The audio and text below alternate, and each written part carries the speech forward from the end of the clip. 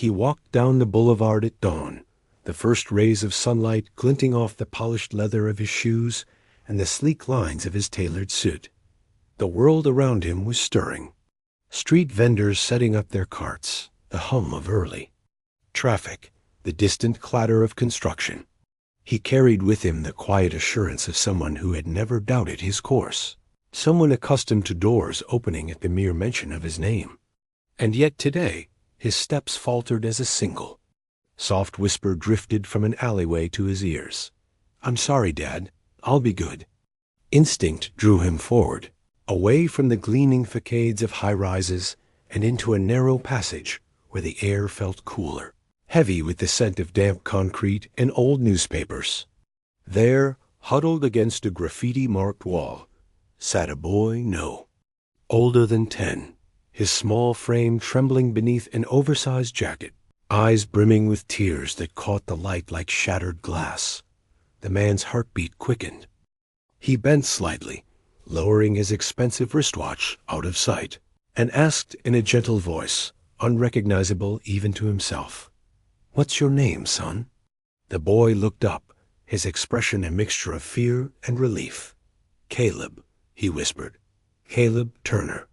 Something inside the millionaire shifted. He remembered the name Turner. It was his own. But no, that was impossible. He was Robert Turner, head of Turner Enterprises, one of the wealthiest men in the country, and he had no son. He had no children at all. And yet here was Caleb, with eyes like his own, clutching a tattered photograph that showed a woman and a little boy seated side by side on a park bench. Robert inhaled sharply. The woman in the picture was unmistakably familiar. Her smile carried the same warmth he saw in the mirror each morning. And the boy ... the boy could have been his twin. He reached out, fingertips brushing the edge of the photo as Caleb flinched. "Where did you get this?" Robert asked. Caleb's face crumpled. I found it in the trash behind the bakery.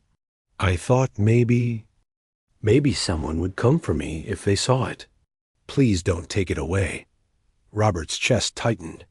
The baker's trash behind the French patisserie, a few blocks down?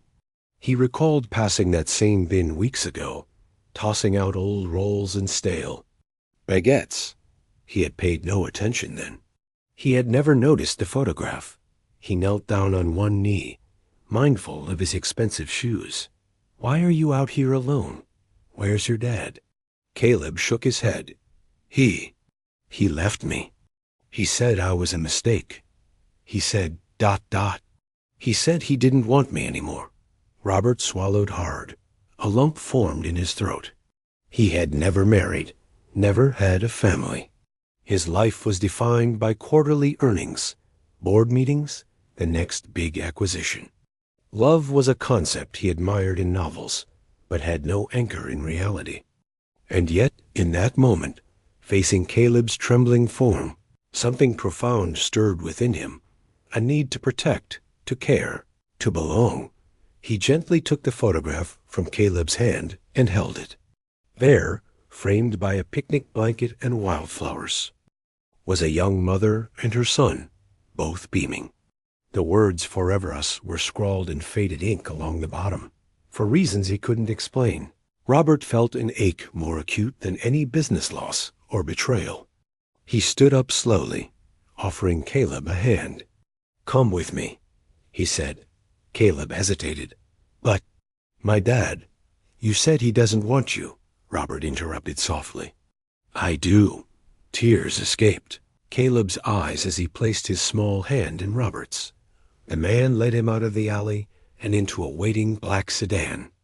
As they drove away, the city's skyline rose behind them, a testament to power and ambition. But for Robert Turner, it now held a new meaning. A horizon of hope. They arrived at the Turner Tower, a sleek glass structure towering above the cities.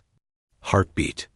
Robert swiped his keycard, elevators whisking them up to the penthouse suite. The interior was the epitome of luxury marble floors, minimalist art, and panoramic windows revealing the city below. Caleb's eyes widened.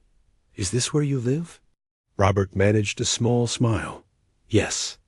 As Caleb explored the plush living room, Robert turned to the butler, James, who stood respectfully at the side. James, meet Caleb Turner. He's joining our family. James's eyebrows rose in surprise, then softened. Very good, sir.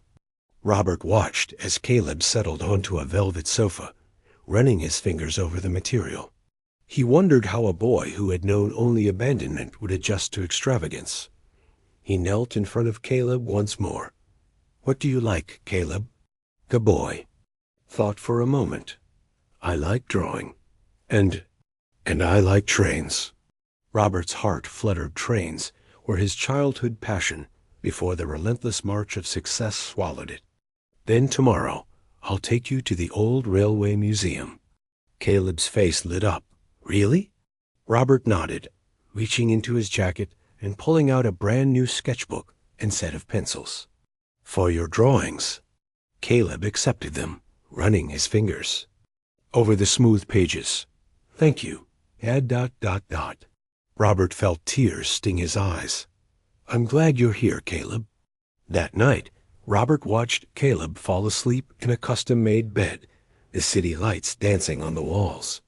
He reflected on the choices that had brought him here, the deals, the alliances, the relentless pursuit of more. None of it had prepared him for this dot. In the days that followed, Robert immersed himself in fatherhood. He guided Caleb's hand as they sketched locomotives, told stories of steam engines and distant lands, and attended weekend exhibitions where Caleb gleefully pressed his nose against glass cases to admire model trains. At school meetings, Robert discovered his son's resilience. Teachers spoke of Caleb's shyness and determination, how he persevered. Despite hardship, Robert volunteered for carpools, science projects, and even tucked Caleb into bed with stories of brave conductors who outsmarted bandits on the rails. Under Robert's care, Caleb thrived. He made friends, his laughter echoing through the penthouse corridors, a sound Robert realized he had been missing his entire life. Together they built a world beyond boardrooms and balance sheets. But as Christmas approached, Caleb's dreams shifted. He wanted his mother. He asked Robert why she wasn't with them. Each question cut deeper than any corporate snafu. One evening, Caleb showed Robert the back of the photograph. On the reverse, in a hurried scrawl, were 2 names and an address. They drove through late-night streets until the GPS brought them to a rundown house on the outskirts. Robert parked and took Caleb by the hand. Stay close. They knocked on the door, and an exhausted woman in an old sweatshirt answered. Her eyes widened as she saw Caleb. She sank to her knees. Jamie? Caleb whispered. My sweet boy, she sobbed, pulling him into her arms. Robert watched as mother and son reunited. Relief and longing washed over his face. He stepped forward. Jamie looked up at him, confused. Who are you? Taking a breath, Robert introduced himself. I'm Robert Turner. I think we have much to discuss. Inside, by the soft glow of a single lamp, truths emerged. Years ago, Robert had briefly been engaged to Jamie Harper. They had been young, in love, and careless. A secret relationship ended abruptly when Robert's family intervened. Jamie vanished, and Robert, blinded by ambition and guilt, erased her from his life. Jamie had a son, Robert's son.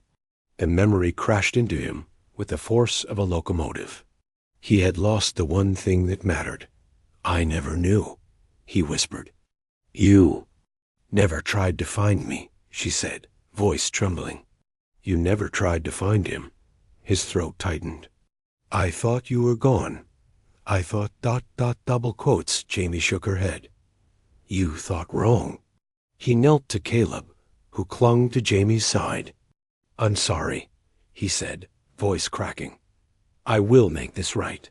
Jamie studied him, uncertainty and hope mingling in her eyes. Let me start, Robert continued. Let me start by being the father you deserve. Night gave way to dawn as they talked, forging a new path. Robert promised he would care for Jamie, Caleb, and the life he had forsaken. He vowed to balance his empire with family, to never let ambition overshadow love again. Months passed, each filled with moments Robert never imagined Caleb's. First lost tooth, Jamie's laughter filling the halls, holiday mornings around a crackling fireplace. Robert found joy not in acquisitions, but in presence, not at the grand opening of a new museum exhibit. Turner Enterprises unveiled the restoration of a historic steam locomotive named the Liberty Bell. Robert and Caleb stood side by side as the ribbon fell away, the roar of the engine echoing their shared triumph. Caleb's hand in his felt like a promise, a bond sealed stronger than any contract. And as the crowd cheered, Robert whispered in Caleb's ear, "Thank you for coming into my life." Caleb smiled.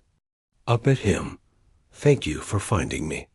In that moment, surrounded by steel and steam and the promise of new adventures, Robert Turner realized that some treasures cannot be bought, only discovered, and some whispers, heard at just the right time, can change a life forever.